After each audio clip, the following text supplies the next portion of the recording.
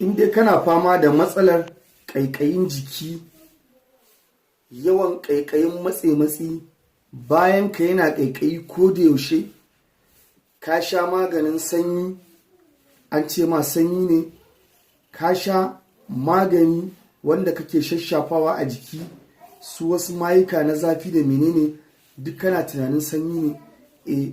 Sanyi, akwai sanyi na cikin jiki, akwai sanyin ƙashi, akwai sanyin fata.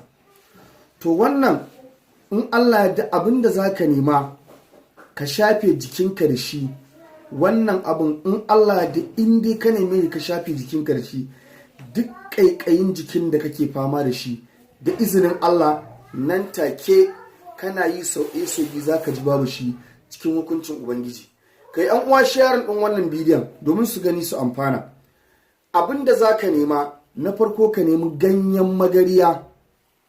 Ganyen magariya sai ta gargaje, ka haɗa su guri ɗaya, ka kwaɓa su da man zaitun, ka dinga shafe jikinka ko da yaushe. In za ka yi wanka, ka samu ganyen magariyar nan ka zuba a cikin ruwan wankanka, ka yi wanka da shi, ka ɗauki tsawon sati ɗaya kana wannan.